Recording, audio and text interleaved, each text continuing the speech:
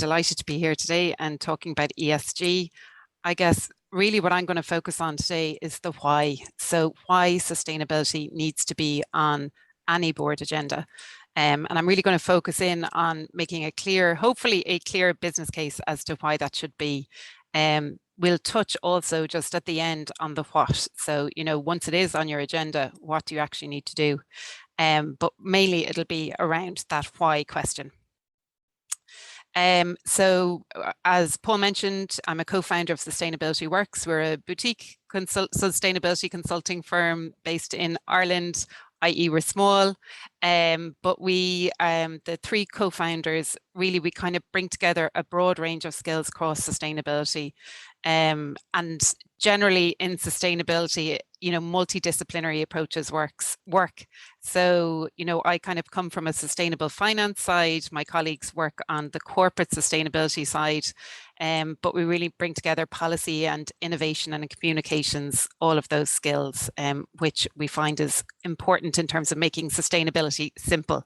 So what we're going to cover today is, I suppose, the first thing I always try to establish as a building block when discussing anything relating to corporate sustainability is to define what sustainability means so that we at least have a common understanding, because people come into sessions like these or come to the topic, thinking with from different angles, some thinking it's all about diversity, some thinking it's all about climate change. So really just trying to define that holistic definition of sustainability.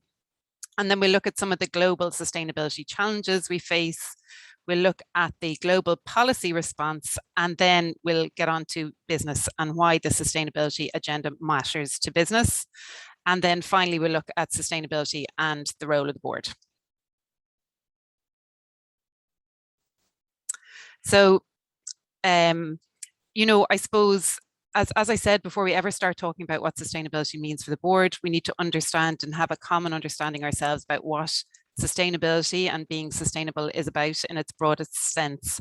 And, I think we're all hearing it every day. The terms are ubiquitous at this point, sustainable economic growth, sustainable agricultural practices, sustainable energy. I think I saw sustainable washing up liquid the other day. It's all starting to become a little bit meaningless. And I think a lot of people, when they hear the term sustainability, it's really first and foremost about climate change, but it is much broader than that. The three pillars of sustainability are social, environmental, and economic, or people, planet, and prosperity. And it's all about, the term sustainability is all about trying to achieve a balance between all of these things so that current and future generations can thrive. And I always think it's helpful to go back to the dictionary definition of sustainable as meaning being able to continue over a period of time. And that's really all we're talking about when we talk about the broad sustainability agenda.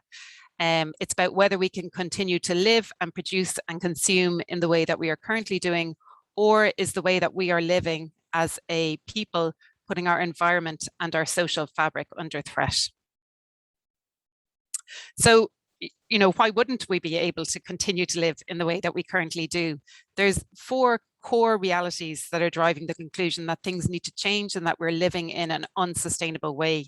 The first is around population growth. The second is the use of natural resources. The third is waste, including, of course, carbon emissions. And really all of those factors combined mean that by 2050, we'll need 3 Earths. And yet we obviously only have one. And all of those issues kind of cover the, I suppose, environmental piece of the sustainability agenda. On the social side, a lot of the social issues can be attributed to the fact that over the past 40 years, we've had unprecedented economic growth. GDP has quadrupled, but the benefits of that economic progress have not been equally distributed. And that is leading to, challenges around social cohesion, around income inequality, wealth inequality, those kind of social issues.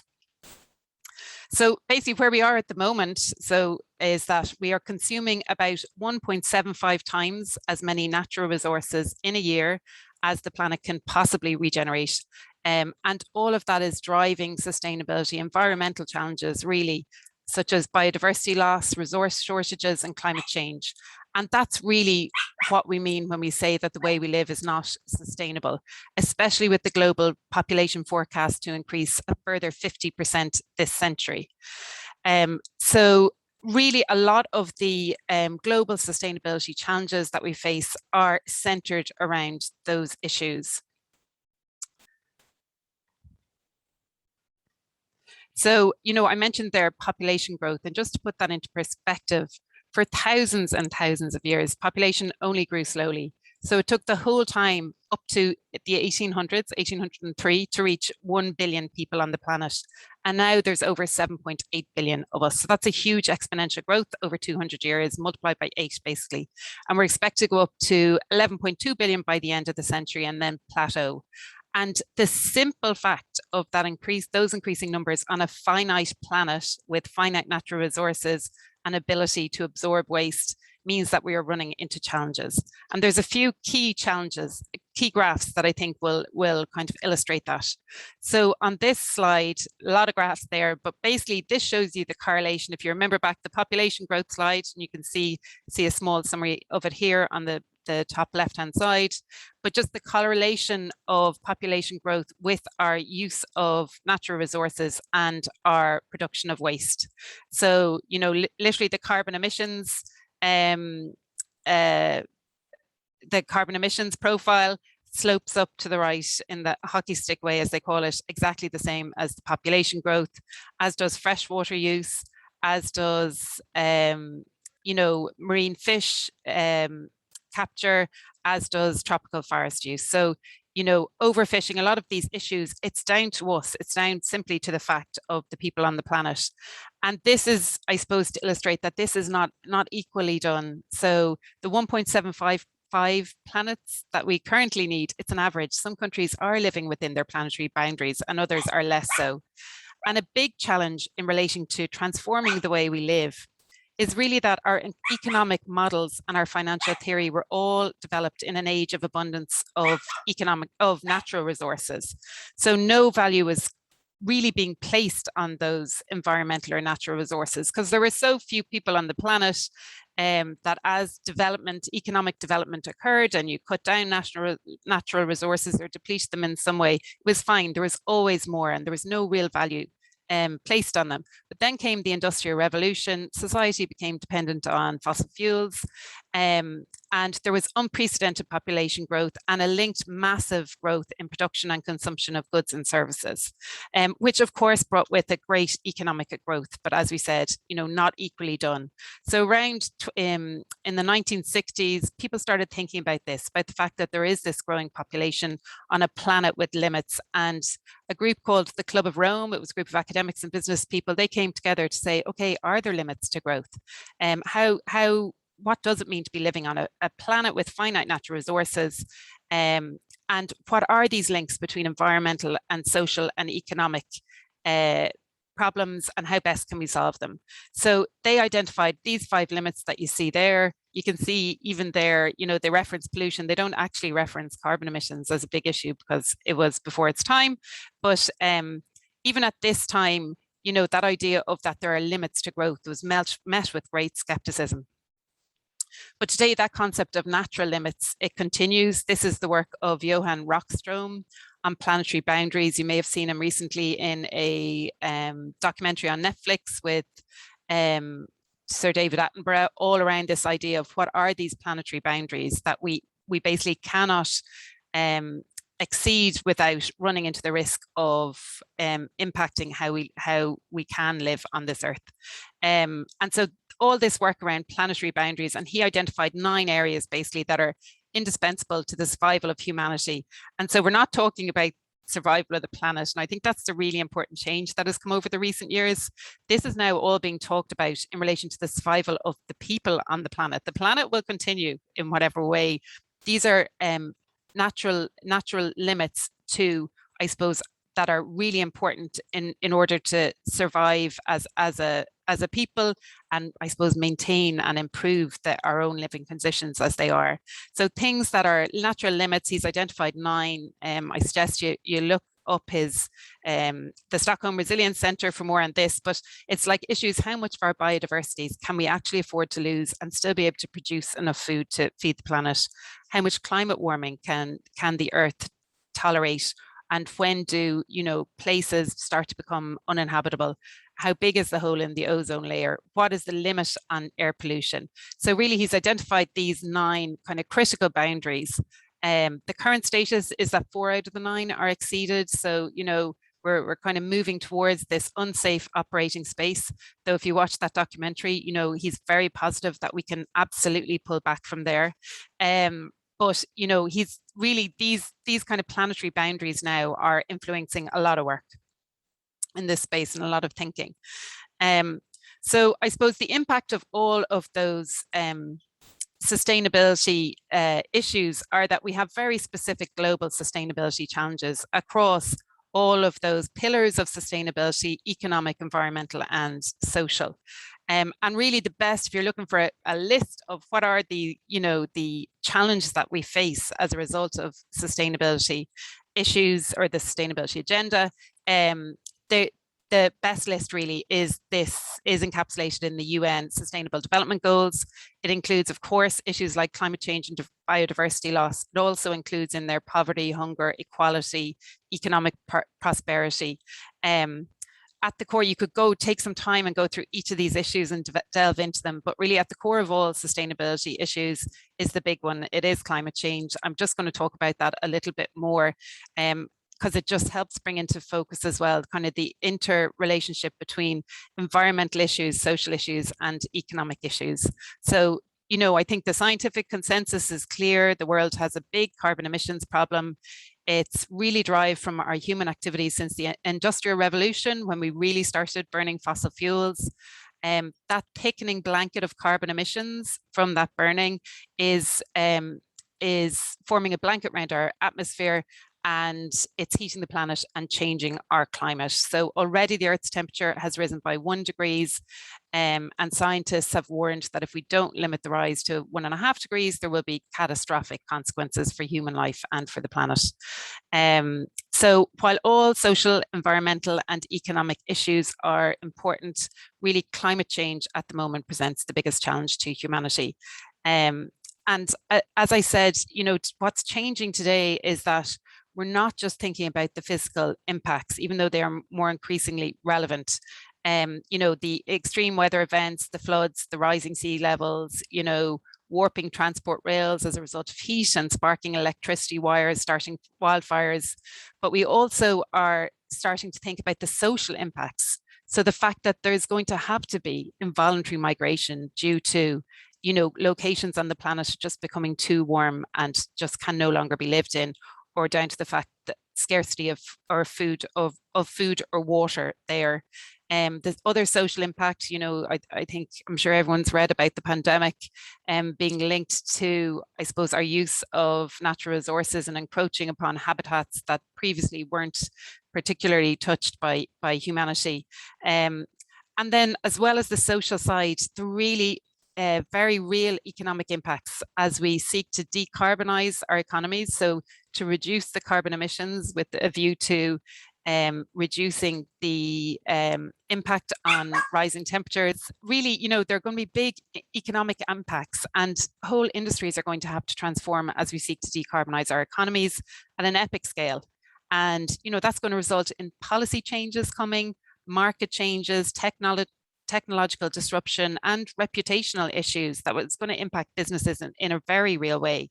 And really, that's the change we're seeing now, this realization that the planet will go on. It's ourselves we're putting at risk through, climate change and all of these issues that arise as a result. Yeah. And I think everyone will have seen the most recent report from the panel of climate experts that advised the UN, and the most recent report in August 2021, which is really showing that we're on track for 1.5 degrees sooner than expected. And, highlighting all that will entail in terms of extreme weather. And, the big thing I notice with all of this is it's no longer pictures of polar bears and penguins, it's pictures of people that are being impacted by climate change and some of the issues. Okay, so that's it for me on sustainability and the various challenges. I honestly appreciate it's not the prettiest picture and it can seem really overwhelming, but as a planet, we have achieved really unlikely goals before. Most people with HIV today can expect to have good health and to live long lives. The hole in the ozone layer continues to shrink since CFCs were banned in the 80s, and we will beat the COVID pandemic yet. So really, we can do hard things when we get together. And really importantly, there's a lot of international policy consensus on how to tackle these issues and how to get there. And 2015 was this major turning point in global sustainability policy. Two key agreements were signed, the Sustainable Development Goals and the Paris Climate Agreement. The Paris Agreement aims to keep the global temperatures well below 2 degrees and to endeavour to limit them to that 1.5 degree limit. And really the good news on climate is we know the action we need to take. We have all of the proven technology we need, and new disruptive technology will come and it will accelerate process, but we actually don't need to wait for that. The aim from a carbon emissions perspective is to reduce carbon emissions to net zero by 2050. You're hearing about net zero, I presume, every day if you're reading the same papers and listening to the same things I'm listening to. But really that net zero goal is to reduce the amount of energy we use as much, or as fossil fuel energy that we use as much as possible. So really limiting the our carbon emissions and then to remove as much as we emit. So the Paris Agreement, major, development in global climate discussions. And also in 2015, the UN created the Sustainable Development Goals. So those are the little blocks I showed you earlier. The SDGs, they're really a to-do list for the world on sustainability. There's 17 goals, 169 targets underneath them that the world needs to work together to achieve by 2030. And what we're seeing is those kind of really broad objectives are cascading down into national policies, are impacting both the real economy and the financial sector, and really requiring action from all sectors of society. So this decade is a critical one in terms of solving some of these major challenges. And it's been called the decade of delivery. And we can see, the desire to do so and to deliver now coming through, in all of the media and in all of the discourse on this, and particularly in the calls to build back better after COVID. There's a real recognition of, we can't continue to live the way that we do and something needs to change. So, I suppose what we've discussed so far are these global sustainability challenges and the policymaker response. But none of that really explains why sustainability is relevant for business. Surely, you need to solve these challenges at a policy level. Benefiting the whole of the society or saving a planet is not a business case for business to engage on sustainability. So I don't feel that anything we've spoken about so far explains why sustainability is relevant for business, but hopefully I will do that now. I suppose, why is business embracing sustainability now? I think that's probably why you're all on this call. You can, there's so much discussion and discourse about it at the moment. It's happening all around us that businesses are embracing sustainability, some more authentically than others. But why are they doing it? It's really, I think, can be encapsulated in these three words. And I'd really recommend this book, Leading Sustainably, where, because I just read it and I went, yeah, that's it. It's for profit, purpose, and survival.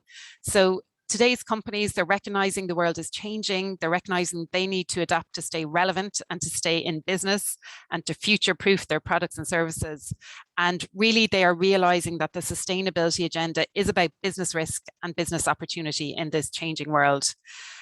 Helpfully, the evidence is stacking up that long-term profits and stakeholder value are found where the balance between people and planet and profit is correct. So I'm going to use this kind of frame of profit, purpose, and survival to make the business case for sustainability. But even before we do so, I'd first just like to make the link between corporate sustainability and ESG, and just to make the distinction between the two. So from a corporate perspective, I'd like you to think about and compare this list of environmental, social, and economic issues, so our three pillars of sustainability. Compare that back with the SDGs. So what you don't see here is no poverty, no hunger. What you really see is You don't see the full suite of S issues from the SDGs. It's really those issues that are specific to a particular corporate or a particular organization's boundaries. So it's employees, it's communities that it works in, it's customers, it's suppliers. So really, you're thinking about from a social perspective, it's about human rights, labor rights, both within the organization and within the supply chain, health and safety, diversity. It's those issues specifically relating to the key stakeholders for a company. And really important as well is the environmental ones are the ones that you'll recognize. They are the key environmental issues. And always remembering here that we're talking about ESE here at this stage, with the third pillar of sustainability being economics. So we're not yet talking about ESG. But there are loads of frameworks to help corporates figure out what are these issues across these pillars and which ones are relevant for them, such as the Global Reporting Initiative, the Sustainability Accounting Standards Board, etc. The other really important thing is that there's a double materiality aspect now. So historically, companies used to think about CSR, and it was like their impact on people, their impact on the environment through pollution, kind of those touch points, and it was about their impact. Whereas now there's increasing relevance that no, it's actually about the impact of these issues on the company, such as, it's not about it is also about how much carbon emissions a company is producing, but it's also then the fact that we need to decarbonize, that policy market regulation changes are coming, and how will they impact the company's corporate strategy, full stop. So I think, CSR, if you think about it, is operational, whereas sustainability and corporate sustainability is strategic. And it's because we've now started to look at the impact of all these issues on the company, double materiality. If we think about it through a financial lens, then we start talking about ESG. This is simply the other side of the coin. So what the financial sector has done here is that they've dropped the economics pillar, because that's a given. An investor, a lender, an insurer, you're not going to be engaging with the company unless the profit element is there, unless the profit element is right. And so while they've dropped economic, they've brought in governance. And obviously that's more important when you're a financial stakeholder, you're outside the corporate legal entity, you need to know that the governance arrangements are appropriate. The other key thing from a financial sector perspective, I think this has really helped clarify the importance of these issues, is that they're quantitative. They want metrics. They want to be able to compare companies across industries and sectors, and they want to be able to compare apples and apples in their financial decisions. So they want metrics on, okay, what carbon emissions are you producing? Cement company A versus cement company B. What's the diversity in your executive team, and what's the gender pay gap in company A versus company B, so that they can kind of make qualitative decisions based on real facts. The other thing helpful with the financial lens that's being introduced is that's very much in focus through ESG, is focus on the material issues. And what's really important there is, like, if you were a company and you focus on every single one of these issues and getting them absolutely perfect, you're probably spending a lot of time wasted. You need to focus on those issues that are most material, most important to you. Those are often common by sector, and there are loads and loads of guidance out there to help identifying those. In particular, Sustainability Accounting Standards Board, I'd really recommend, now called the Value Foundation. I won't go through them now, but I just want to give two examples from airlines just to bring that to life. So one example is processed food. So if you're a ham manufacturer, your issues are going to be around customer welfare, advertising to children, product design, in terms of your packaging and plastics, etc. If you're an airline, you're going to have very different issues. You're going to be focused on your greenhouse gas emissions, on your labor practices, because it's often very heavily unionized, competitive behavior, and obviously critical incident risk management. So material issues are often they're pretty much always common by sector. And then it's, how does your company think about those material issues? I'm definitely going to make the case that companies should be thinking about this anyway, sustainability, that it is just business risk and business opportunity.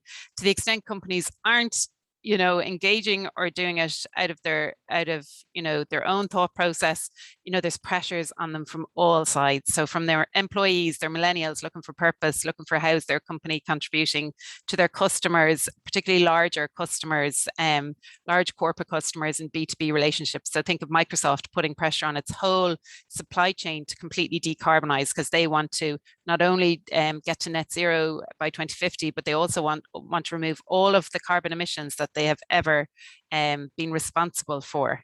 So big corporate customers are putting pressure on companies, their suppliers, and as well as retail customers voting with their feet.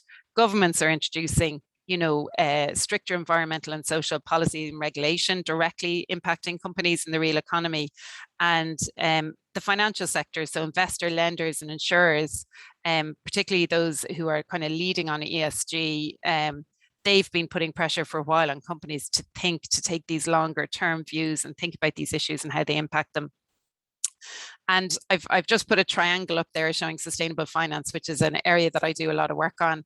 But like, what is sustainable finance about? Really, it's about the governments using the financial sector and policymakers using the financial sector to put more pressure on companies through a different alley. And really, what are companies most likely, to respond to? Well, they'll certainly respond to whoever is giving their money if they are looking for improved environmental or social practices or strategies. So the governments are doing that through the sustainable finance policy. We have a lot going on in the EU at the moment, if you're situated within the EU, and they're doing that both direct policy measures that impact investors, lenders, and insurers, but also indirectly through financial regulators. So it's really interesting to see what's happening there. So as I said, and the reason businesses embracing sustainability is for profit, purpose, and survival. Firstly, profit. This is really about the evidence of since 2015, again, that seminal year from a policy perspective. It was also seminal in terms of evidence around the link between good performance on material ESG issues and good financial performance and good stock market performance. There's so many studies since 2015, in particular, from MSCI ESG, from Arabesque, from most good financial services providers, showing that correlation. And we've even seen that increase, that funds and stocks with good ESG credentials have performed better during COVID. And obviously, there's a lot of evidence from a stock market perspective, that you'll all be familiar with. To give a non-climate example, where an ESG issue has hit stock market performance would be obviously the Cambridge Analytica issue for Facebook. And, if you've been listening to the ESG analysts, they were warning years before about a backlash from regulators and from citizens about data privacy. And then obviously Cambridge Analytica came along, and it was a huge hit to the share price. So that's one side of it, kind of the evidence, like real academic and evidence about this link, proof points for both businesses and for the financial sector.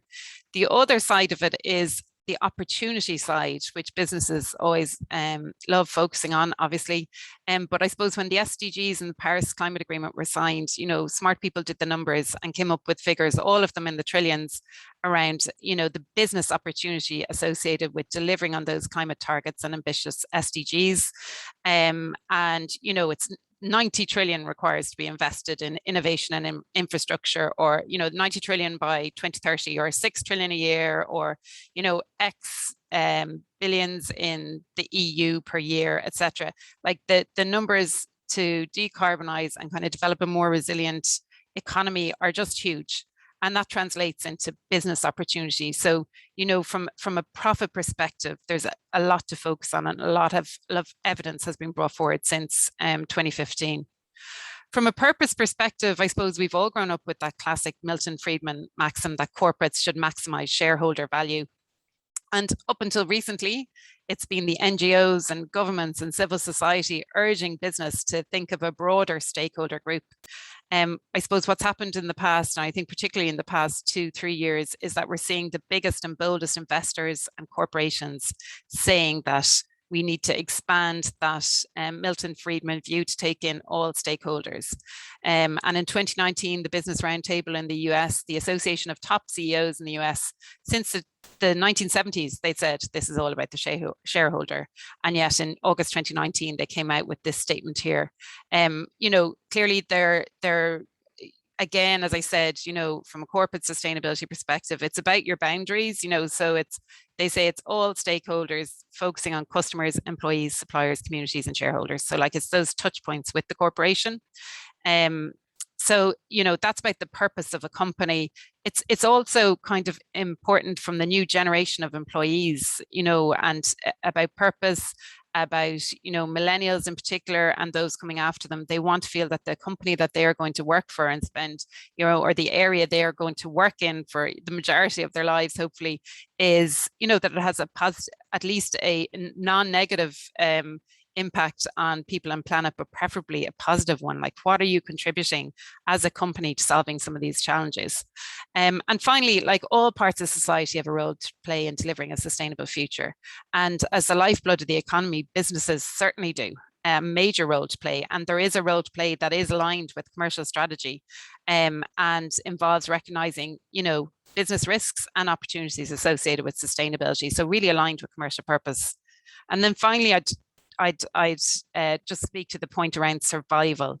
Here I think it's important to think of the global megatrends. So these, transformative forces that are changing the global economic, business, and societal landscape. And there's many variation on what they are, but if you look at the PwC list of 5 megatrends, it includes tech, disruptions, shifting economic power, those type of really obvious things that, as a business, if you're not thinking about trade wars with China or, the new disruptive tech that's going to come in and change your sector, you're kind of missing the boat, really. The other 5 of the megatrends that they mention include our greatest sustainability challenges. So demographic change, rapid urbanization, and climate change. So all of those trends are just highlighting that environmental and social issues are really important from a survival perspective. Another report that businesses track is the Global Risk Register. It's published annually by the WEF, the World Economic Forum, and companies use it to identify threats and figure out how resilient they are. And really, over the last 13 years, we've seen the economic and geopolitical risks being replaced with environmental risks in terms of both likelihood of arising and impact on global economies if they do. And finally, I think that a key point is that all of these issues are connected. So climate action failure leads to involuntary migration, which leads to social instability and unemployment. Our environment, our society, and our economy, they're all part of this complex connected system. And you can't think of one thing alone anymore, certainly not anymore. And even, I think COVID-19 has thrown that interdependence into even sharper relief, really emphasizing the need to integrate corporate strategy, governance, and decision making. And just to say, like, businesses aren't doing this for the benefit of their health. This is about, particularly with sustainable finance developments, about access to lower cost of capital. It is about improved financial performance. And, there's evidence to back this up. It is about enhanced brand and competitive advantage in the marketplace, customer loyalty, really, really important. I hear it again and again. It's about attracting, engaging, and retaining employees by showing that, you as a corporate are playing your part. And by evidencing the contribution that your activities, whether products or services, are going to make from a planet and people perspective. So the benefits are multifold. And that's why we're seeing companies really moving beyond compliance, which is basic compliance with, government regulations, well beyond compliance. They're moving beyond, we need to just manage these ESG risks to really embracing sustainability as a source of value creation, and even becoming sustainability driven organizations where they're anchoring their company culture and their business model in sustainability, which, is going to make them more resilient as things change and create a pull for talent. So I suppose in conclusion, again, I'll go back to my favorite book, Leading Sustainably. It's in a business context, it is continuous. These ESG issues are always evolving, and it's about your organization trying to reduce and eliminate negative impacts on people and planet and increase the benefits. But this is the most important bit, while maintaining or improving its profitability and market performance. So we're in no way saying that companies need to think about sustainability from an activist perspective. This is, the economic pillar is one of the pillars of sustainability. And obviously it's just about trying to achieve a more balanced scorecard between these three pillars for any company.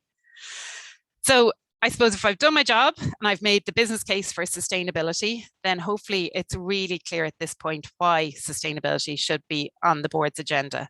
The board looks after the company's long-term interest and survival, and that is why sustainability should be on the board agenda.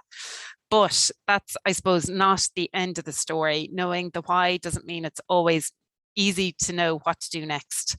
And in fairness, most directors came of age professionally and at a time, when the link between ESG factors and corporate performance wasn't clearly understood. You can't be expected to be an expert, and you shouldn't need to be an environmental science or a social science expert. I suppose, there's definite evidence of that. A recent PwC report suggests that board directors aren't, with only half of them saying that their board fully understands ESG, and even fewer than that see the link between sustainability and financial impact on a company. So I suppose if you're a director and you're thinking about what all this means for an organization, then you're not alone. And even once a board decides to act, directors often struggle to decide how to do so and how ambitious to be. So I really like this kind of roadmap. It's recently enough, but it's just steps or a roadmap for the board to consider as they kind of figure out what they should be doing next. The first one is board leadership, and that's, first and foremost, ensure that your management team and executive team know that you are engaged on sustainability, that you think that ESG is important. These are complex issues. You need to kind of embed sustainability in all of your discussions, and executives must kind of be thinking, oh yeah, the board is going to ask me about this. We better have, done some thinking about our ESG strategy. And so that's kind of the internal side of board leadership. And externally, it's about proactively engaging with your external stakeholders. So what's driving all of this for your particular company? Who, are there these pressures on you? Is it large customers? Is it large is it large investors? Is it regulators? Firstly, what do they want with you? Proactively engage with them, and then communicate with them that, the board is on side with this, supportive of corporate sustainability efforts, wants to be an active partner, etc. So that's kind of the first thing. Then, the board culture, it's all about, establishing a purpose-driven culture, and the role of the board in setting that from a top-down perspective. The ultimate responsibility for defining purpose, must rest with the board. And, the board has a major role to play. And then as part of board culture, this education piece, to enable kind of you don't have to be a sustainability expert, but you do need to have a sustainability mindset and know how all this fits together for your particular company. And boards must continually educate their directors. If that can range from, providing pre-reads on sustainability and related topics, to bringing in external stakeholders, to getting expert advice and consultants in to provide board training on sustainability. But definitely there's, I think for me, a big piece of this is the education piece, that moving away from the old thinking that, oh yeah, no, sustainability doesn't have anything to do with business, to really trying to make those links, which is hopefully what I've been doing today. Then from a strategic perspective, ensuring that a sustainability lens and basically a future-proofing lens is applied to corporate strategy and decision making, and preferably that there isn't a separate sustainability strategy at all, but that it is actually a core part of your corporate strategy and integrated into everything that is thought about from a strategic perspective. And then the board should be setting goals or ensuring goals are set and that there are clear metrics for tracking them. And a lot of this is, down to what is your structure and process at the board level? Are you going to have a separate ESG committee? Are you going to, think about adding it, maybe adding social issues to one committee, environmental issues to another, just trying to think about how are you going to actually structure this at a board level. And do you need, do you need to introduce something different to ensure that you fulfill your oversight obligations? And also changing compensation, big thing now is tying, ensuring that there are sustainability targets linked to executive pay. So kind of thinking about whether that's something that should be brought into place, because there's nothing to focus the minds of management and even directors, such as including sustainability metrics in their pay, in their compensation targets. And then finally, the composition of the board. Should sustainability be a factor when you're hiring new directors, and should it be a factor when you're bringing in CEOs? So I do quite like that. It kind of encompasses all of the things that the board should be thinking about as you kind of grapple with what sustainability means and trying to embed it within your organization. And really, this is the last slide. Just your immediate next steps. What should you do? I think education is for me where it's at. I think once people, and you start broad and then you look at your particular sector, your particular company, what does it mean? So I think that first one, get education on sustainability. I mean, they're kind of the really broad, things. So hopefully you've ticked that box today. You've got started on, what sustainability means for business. Get ESG added to your next board meeting agenda.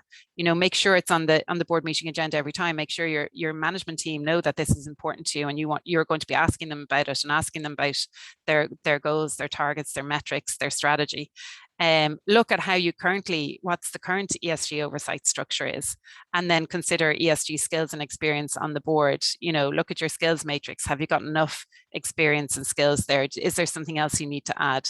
And then ongoing. So start and end with education, basically. Commit to ongoing education. ESG is such a fast moving space. 15 years ago, was there a huge concern about the gender pay gap? And look at where we are today. These issues are fast evolving. COVID, pandemics, etc. weren't hugely figuring on a lot of people's minds in early 2020. And look at where we are. So committing to ongoing education is just really important, because these are fast evolving. And there's loads of ways of accessing those. And I think always try to make it specific for your board, specific for your sector, specific for the company that you're working with. And with that is it, Paul. So I'll hand back to you, but please feel free to ask any questions if anyone has any. So the first question is from Mark Keller. So is there a case to move to a more enforcement approach to link saying in terms of corporate action against climate change to doing in conjunction with demands for mandatory reporting? Absolutely. I think there is. And I think that could come from two routes. Historically, and even at the moment, we're seeing so many companies set net zero targets for 2050. That's so far away. Where are the interim targets? Where's your roadmap to get there? And even historically, it's been very easy for companies to set targets, and then it's not like setting a financial target. No one's really keeping too much of a track, and things can be kind of hidden in really long 100-page sustainability reports issued at the same time as your financial report. So yeah, I do think there needs to be more close attention paid to what companies are saying versus what they're doing. I think that is coming firstly from interesting new initiatives or companies that are tracking it. So like, there's lots of kind of data agencies now that are starting to track targets versus delivery. And there's certainly one in Ireland, I think it's called AI Greenwashing. It's an initiative of UCD Smurfit and Andreas Hoppner, who's on the EU Sustainable Finance Platform, but doing exactly that, comparing what companies are saying about what they're doing on climate and on other sustainability issues versus what are they actually doing, and calling it out. But secondly, I think what's going to be really interesting is the increasing focus on transparency and disclosure from policymakers. So we're seeing the new Corporate Sustainability Reporting Directive coming in from the EU. They've announced it. One of the big things is that they've changed the title. It used to be called Non-Financial Reporting Directive, so really reporting on ESG. Used to be called non-financial reporting because obviously it had nothing to do with finance or business whatsoever. It was just these fluffy issues at the edges. Whereas, hopefully I've made the business case that isn't the case. Certainly not anymore. And so the new name of the EU directive is the Corporate Sustainability Reporting Directive, which of itself says so much. But also what you're seeing in that directive is that they are going to have it not only backward looking, but also forward looking. And they're going to require that if you set targets, that you report on how you're meeting those targets. So I think that's a big change coming from a transparency and disclosure perspective, which will enable more focus and more kind of monitoring of what companies are doing. And actually there's a third route, and I think this is a really important one. So the governments are just telling you to disclose things.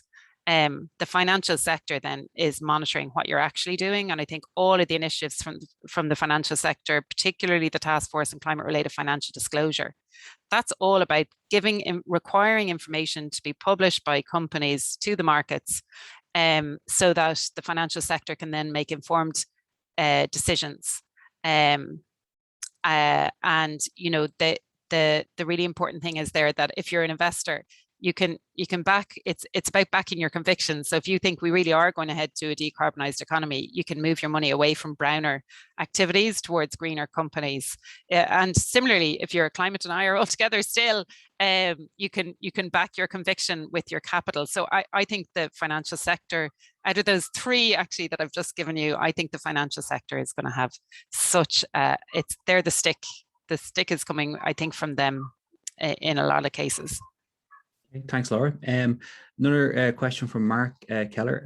Laura, you mentioned the role of education within the corporate sector in terms of a first next step. Can the education system play a role, say at third level, in specific curriculum, perhaps supported by the corporate world to nurture future directors as they come into the corporate world, given the medium to long-term challenge to deliver net zero?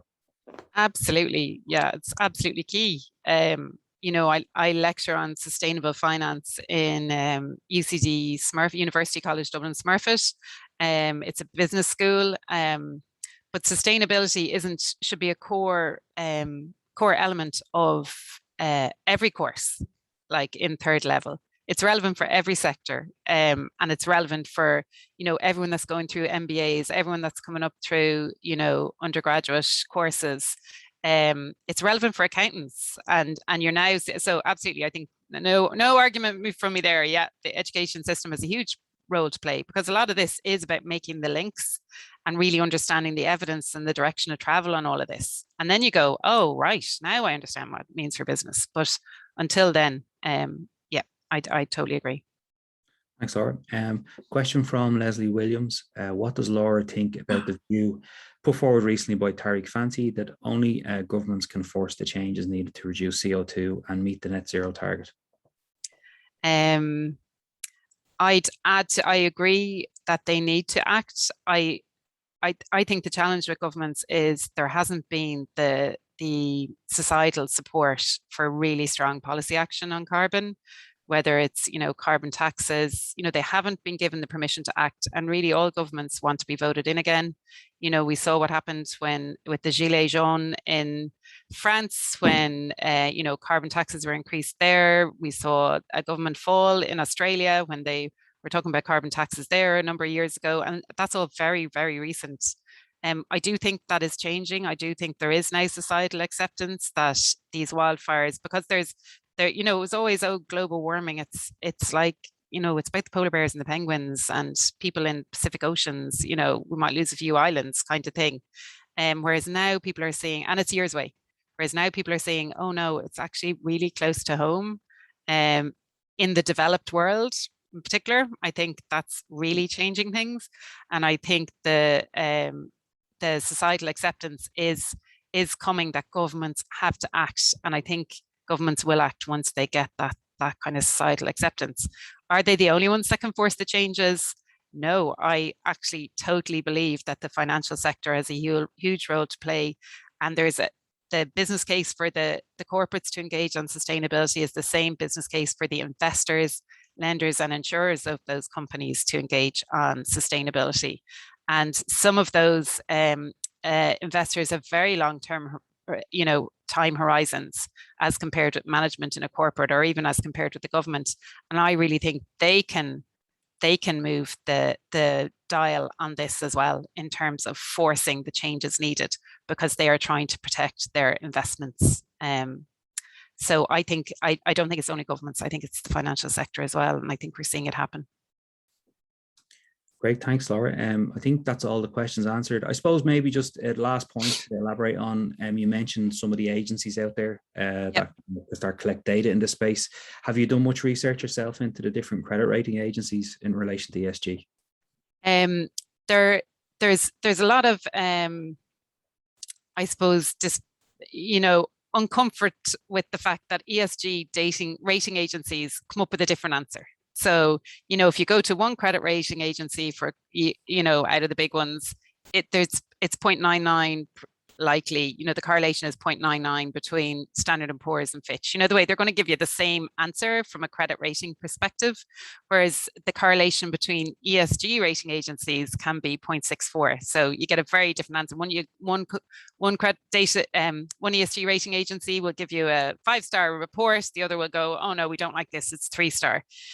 I think you have to remember a lot of these ESG rating agencies were conviction based when they were set up. So Sustainalytics, OCOM, Vigeo Eiris, they're all coming from a particular conviction, whether it's that climate is the biggest issue, or social issues are the biggest issue, or they kind of, and they have their own methodology about what they think the most important thing is from a business perspective.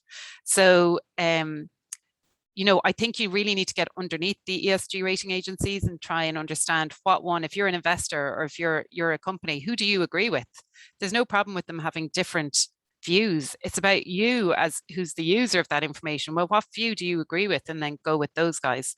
There's really good reports out there. There's an annual report called Rate the Raters by Sustainability, and that will give you real good insights into different ESG rating agencies. And how they compare and how they're viewed by the market. Another really good one is last year, as part of I think it was earlier this year, as part of the EU Sustainable Finance program of work, they published, it's over 200 pages, but a report on ESG ratings and ESG data providers. So if you're interested in those, then I'd go and dig that out and read up on it. It'll be on the EU Sustainable Finance website.